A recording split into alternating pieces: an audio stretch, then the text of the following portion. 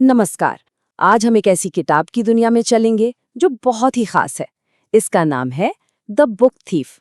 चलिए इसकी कहानी को करीब से समझते हैं। अच्छा, जरा एक पल के लिए सोचिए, क्या हो अगर कोई भी कहानी हमें कोई और नहीं बल्कि खुद मौत सुना रही हो।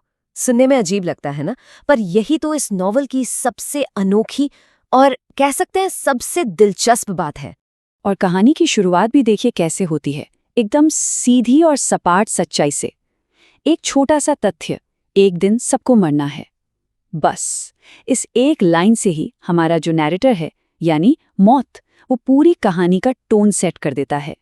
एक ऐसा टोन जो ईमानदार है, बहुत गहरा है और शायद थोड़ा सा थका हुआ भी। तो सबसे पहले बात करते हैं मौत के नजरिए की। देखिए, इस पूरी कहानी में हमारा गाइड कोई इंसान नहीं बल्कि खुद मौत है। अब सोचिए, मौत तो रोज अनगिनत इंसानी जिंदगियों को आते जाते देखती है, लेकिन एक छोटी सी लड़की की कहानी वो उसे इतनी ज्यादा छू जाती है, इतना प्रभावित करती है कि वो खुद को उसे हमें सुनाने से रोक नहीं पाती। और ये कहानी का बैकग्राउंड क्या है? ये घट रही है नाज़ी जर्मनी में दूसरे विश्व युद्ध के दौरान। मतलब एक ऐसा समय जो बहुत ही अंधकार से भरा हुआ था। एक मुश्किल दौर जहां चारों तरफ सिर्फ नफरत और डर का माहौल था। तो अब चलते हैं कहानी के दिल में, यानी हिमेल स्ट्रीट पर। यहीं पर हमारी मुलाकात होती है इस कहानी की हीरोइन से, एक छोटी सी लड़की जिसका नाम है लीज़ल मेमिंगर। वो युद्ध की इसी परछाई में एक नया घर और एक नया परिवार ढूंढ रही है। और हिमेल स्ट्रीट की दुनिया को ये चेहरे ही तो खास बनाते हैं। सबसे पहले लीज़ल मेमिंगर, हमारी किताब चोर। फिर आते हैं हांस ह्यूबरमैन, उसके प्यारे पापा जो उसे पढ़ना सिखाते हैं, जो दया का प्रतीक हैं। रोजा ह्यूबरमैन, उसकी माँ, जो ऊपर से तो बहुत सख्त है लेकिन अंदर से उनका दिल बहुत नर्म है। और हाँ, रूडी स्टाइनर, उसका सबसे अच्छा दोस्त। जानते हैं, यही वो लोग हैं जो उस नफरत भरे माहौल में लीज़ल की दुनिया में प्यार और एक ठहराव लेकर आते हैं। अब आते हैं कहानी के सबसे जरूरी हिस्से पर, चोरी किए गए शब्दों की जीवन रेखा। कभी सोचा है कि शब्द क्या कर सकते हैं, खासकर एक ऐसे वक्त में जब हर आवाज को दबाया जा रहा हो? तब शब्द सिर्फ विद्रोह नहीं होते, वो उस अंधेरे में एक दूसरे से जुड़ने और सच कहूं तो जिंदा रहने का जरिया बन जाते हैं। तो किताब चोर होने का आखिर मतलब क्या है इस कहानी में? इसका मतलब सिर्फ किताबें चुराना नहीं है। इसका मतलब है शब्दों के जरिए अपनी खोई हुई ताकत को वापस पाना, दूसरों के साथ एक रिश्ता बनाना और उस जुल्म के माहौल में अपनी इंसानियत को बचाए रखना। लीज़ल किताबें सिर्फ पढ़ने के लिए नहीं चुरा रही, वो अपनी पहचान बनाने और इस मुश्किल दुनिया को समझने के लिए चुरा रही है। और देखिए, लीज़ल का ये जो चोर बनने का सफर है ना, वो असल में उसकी जिंदगी की ही कहानी है। सब कुछ शुरू होता है द ग्रेव डिगर्स हैंडबुक से, जो उसे अपने भाई की कब्र पर मिलती है। यहीं से उसकी कहानी शुरू होती है। फिर आती है द शोल्डर श्रग, एक ऐसी किताब जिसे वो नाजियों की बुक बर्निंग से बचाती है। ये उसका एक तरह का विरोध था।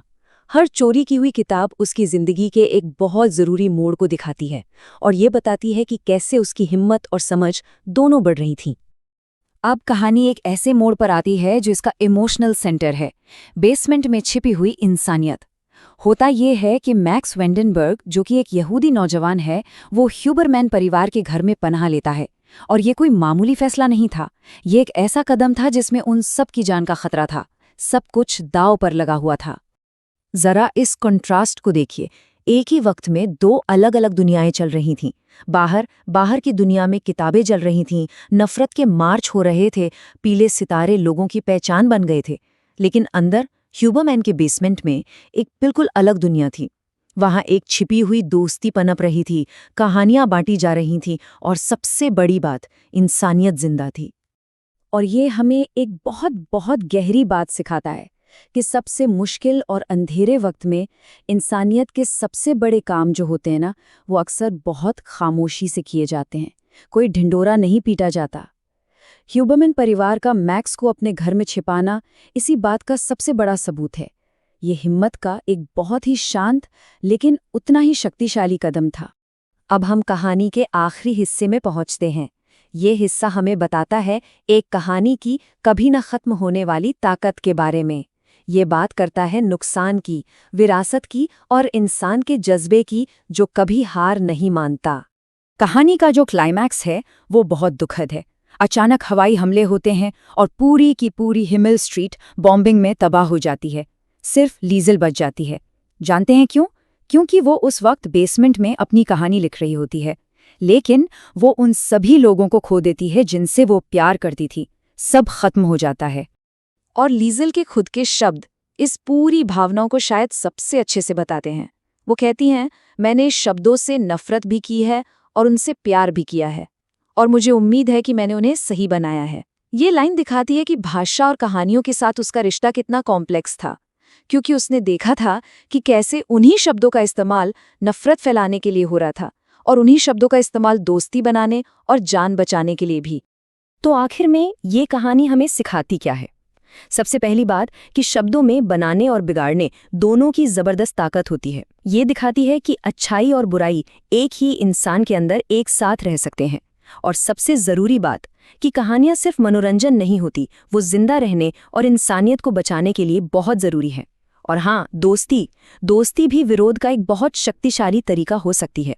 शायद यही वजह है कि मौत के लिए भी लीज़ल की ये कहानी इतनी खास बन गई। तो जाते जाते बस एक सवाल जो सोचने पर मजबूर करता है। अगर किसी की जिंदगी बचाने के लिए सिर्फ एक कहानी सुनाने का मौका मिले, तो वो कौन सी कहानी होगी?